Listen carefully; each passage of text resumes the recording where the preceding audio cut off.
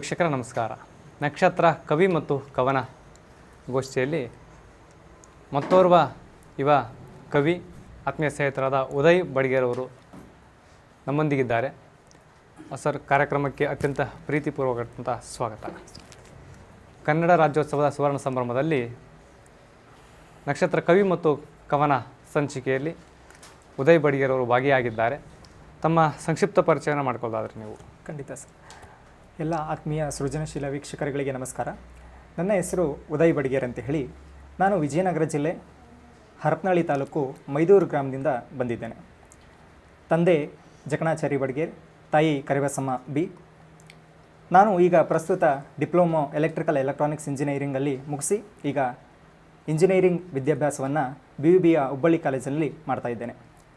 ನನ್ನ ಒಂದು ಕಿರು ಸಾಧನೆ ಕಡೆ ಬರೋದಾದರೆ, ನಾನು ಸುಮಾರು 40ಕ್ಕೂ ಹೆಚ್ಚು ಗೂಗಲ್ ಮೀಟ್ ಕಾರ್ಯಕ್ರಮಗಳಲ್ಲಿ ಉಪನ್ಯಾಸಕ, ಗೂಗಲ್ ಮೀಟ್ ಕಾರ್ಯಕ್ರಮದಲ್ಲಿ ನಿರೂಪಣೆಯನ್ನು ಮಾಡಿದ್ದೇನೆ. ಹಾಗೆ ಬಳ್ಳಾರಿಯ BP ನ್ಯೂಸ್ ಕಾರ್ಯಕ್ರಮದ ಒಂದು ನ್ಯೂಸ್ ಚಾನಲಲ್ಲಿ ಕ್ರೈಮ್ ನ್ಯೂಸನ್ನು ವಾಯ್ಸ್ ಓವರನ್ನು ನೀಡುವುದರ ಮೂಲಕ ನನ್ನದೇ ಆಗಿರತಕ್ಕಂಥ ಒಂದು ಛಾಪನ್ನು ಮೂಡಿಸಿದ್ದೇನೆ.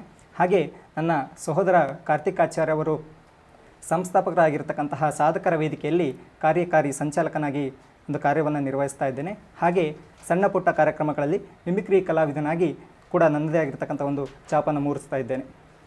ತಮ್ಮ ಸಾಧನೆಯ ಹಂತಕ್ಕೆ ಶುಭ ಆಗಲಿ ಅಂತಕ್ಕಂಥದ್ದನ್ನು ವಾಹಿನಿ ಮುಖೇನ ನಾವು ಆಶಿಸ್ತೇವೆ, ಶುಭವನ್ನು ಆಶಿಸ್ತೇವೆ. ಕನ್ನಡ ಸಂಭ್ರಮದ ನಕ್ಷತ್ರ ಕವಿ ಮತ್ತು ಕವನ ಗೋಷ್ಠಿಗೆ ಯಾವ ವಿಷಯವನ್ನು ಇಟ್ಕೊಂಡು ನೀವು ಕವನವನ್ನು ಮಾಡಲಿದ್ದೀರಿ? ಕನ್ನಡ ರಾಜ್ಯೋತ್ಸವದ ಪ್ರಯುಕ್ತವಾಗಿ ನಾನು ರೈತನನ್ನ ಕುರಿತಾಗಿ ಮಣ್ಣಿನ ಮಗ ಮತ್ತು ನಾಡಿನ ರೈತ ಎನ್ನುವಂತಹ ಒಂದು ಕವನವನ್ನು ರಚನೆಯನ್ನು ಮಾಡಿದ್ದೇನೆ ಸರ್. ಖಂಡಿತ ಅದನ್ನು ವಾಚನ ಮಾಡ್ಬೋದು. ನನ್ನ ಕವನದ ಶೀರ್ಷಿಕೆ ಮಣ್ಣಿನ ಮಗ ನಾಡಿನ ರೈತ. ಮುಂಗಾರಿನ ರೈತ ಭಾನನು ನೋಡಲು ನೋಡುತ್ತಿರೆ ಮಳೆರಾಯನ ಕೂಗಲು.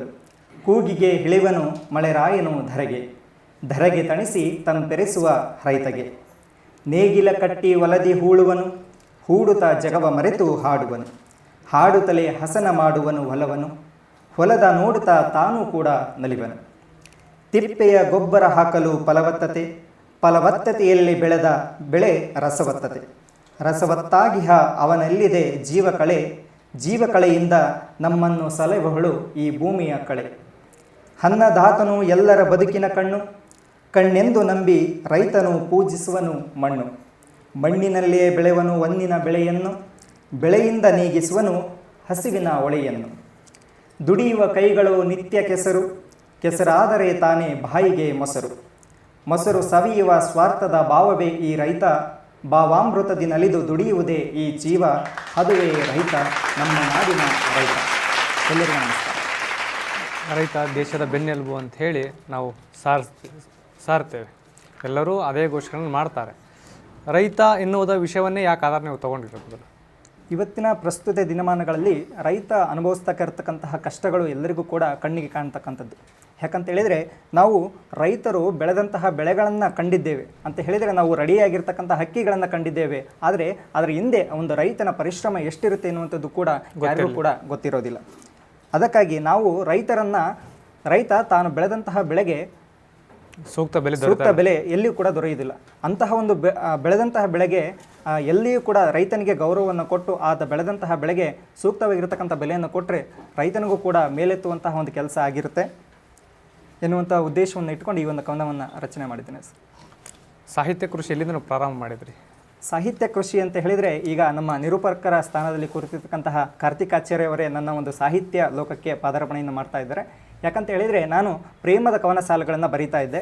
ಒಂದು ಸಲ ನಮ್ಮ ಊರಿಗೆ ಒಂದು ಫಂಕ್ಷನ್ಗೆ ಬಂದಾಗ ಅವರು, ನೀನು ಕವನಗಳನ್ನು ಭಾಳ ಚೆನ್ನಾಗಿ ಬರೀತೀಯ, ನಮ್ಮದೊಂದು ಈ ಥರ ಒಂದು ಬಳಗ ಇದೆ, ಅದರಲ್ಲಿ ಬಾ ಅಂತ ಹೇಳಿ ಕಾರ್ತಿಕ್ ಆಚಾರ್ಯವರು ನನ್ನ ಒಂದು ಸಾಹಿತ್ಯ ಕೃಷಿಗೆ ತಾವೇ ಒಂದು ನನ್ನನ್ನು ಕರೆದುಕೊಂಡು ಬಂದು ಇಲ್ಲಿಯವರೆಗೂ ಕೂಡ ನನ್ನ ಸಾಹಿತ್ಯ ಸೇವೆಯನ್ನು ಮುಂದುವರಲಿಕ್ಕೆ ಅವರು ಸಹಕಾರಿಯಾಗಿದ್ದಾರೆ. ಅವರಿಗೆ ತುಂಬು ಹೃದಯದ ಮತ್ತೊಮ್ಮೆ ವಂದನೆಗಳನ್ನು ತಿಳಿಸ್ತಾ ಇದ್ದೇನೆ. ನಕ್ಷತ್ರ ಕವಿ ಮತ್ತು ಕವನ ವಿಭಾಗ ಇದು ಸಮಾಜಕ್ಕೆ ಪರಿಣಾಮ ಬೀರ್ತದ? ಖಂಡಿತವಾಗಿಯೂ ಬೀರುತ್ತೆ. ಯಾಕಂತ ಹೇಳಿದರೆ, ನಾನು ಕೇವಲ ಊರುಗಳಲ್ಲಿ ಈಗ ಫಂಕ್ಷನ್ಗಳಲ್ಲಿ ಹೋದಾಗ ಒಂದು ಕೂತಿರ್ತಕ್ಕಂತಹ ಕಾರ್ಯಕ್ರಮದ ವೇದಿಕೆಯಲ್ಲಿರ್ತಕ್ಕಂಥ ಜನರುಗಳಿಗೆ ಅಷ್ಟೇ ಈ ಒಂದು ಕವನ ವಾಚನ ತಿಳಿಯುತ್ತೆ. ಈ ಒಂದು ನಕ್ಷತ್ರವಾಹಿನ ಮೂಲಕ ನಾವು ಕವನವನ್ನು ವಾಚನ ಮಾಡಿದರೆ ಇಡೀ ನಮ್ಮ ಟಿವಿಯಲ್ಲಿ ನೋಡ್ತಕ್ಕಂತಹ ಎಲ್ಲ ವೀಕ್ಷಕರಿಗಳು ಕೂಡ ಇದು ತಲುಪುತ್ತೆ ಅಂತ ಹೇಳಿ ನಾನು ತಿಳಿಸ್ತಾ ಇದ್ದೇನೆ. ಯಾಕಂತ ಹೇಳಿದರೆ, ಇವತ್ತಿನ ದಿನಮಾನಗಳಲ್ಲಿ ಎಲ್ಲರೂ ಕೂಡ ಟಿವಿ ಮೊರೆ ಮತ್ತು ಮೊಬೈಲ್ಗಳ ಮೊರೆಯನ್ನು ಹೋಗಿದ್ದಾರೆ. ಪುಸ್ತಕಗಳನ್ನು ನಾವು ಬರಿತೇವೆ, ಪುಸ್ತಕಗಳನ್ನು ಯಾರು ಕೂಡ ಓದೋದಕ್ಕೆ ಇಚ್ಛೆ ಪಡೋದಿಲ್ಲ. ಹಾಗಾಗಿ ಈ ಒಂದು ಟಿ ವಿ ವಾಹಿನಿಯ ಮೂಲಕ ಎಲ್ಲರೂ ಕೂಡ ನೋಡುವಂತಹ ಒಂದು ಅಭಿಲಾಷೆ ಇತ್ತು. ಈ ಒಂದು ವೇದಿಕೆಯಲ್ಲಿ ಕರೆಸಿ ನನಗೆ ವಾಚನವನ್ನು ಮಾಡಲಿಕ್ಕೆ ಅವಕಾಶ ಮಾಡಿಕೊಟ್ಟಿದ್ದಕ್ಕೆ ತುಂಬ ಹೃದಯದ ಮತ್ತೊಮ್ಮೆ ವಂದನೆಗಳನ್ನು ಅಭಿನಂದನೆಗಳು. ರೈತ ಎನ್ನುವಂಥ ವಿಷಯವನ್ನು ಆಧಾರವಾಗಿಟ್ಟುಕೊಂಡು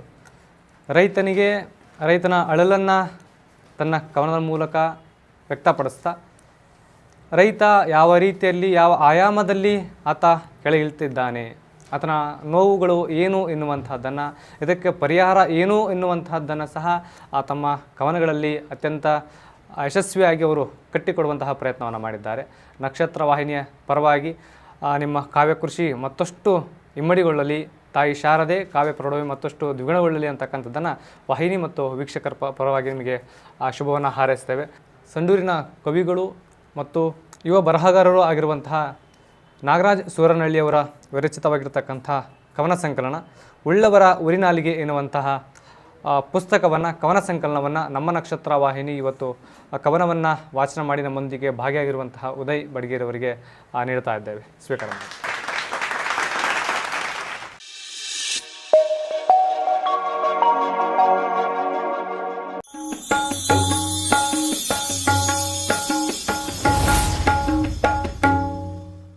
ನಕ್ಷತ್ರ ಟಿವಿ ಲೋಕಲ್ ನ್ಯೂಸ್, ಇದು ನಿಮ್ಮದೇ ಧ್ವನಿ.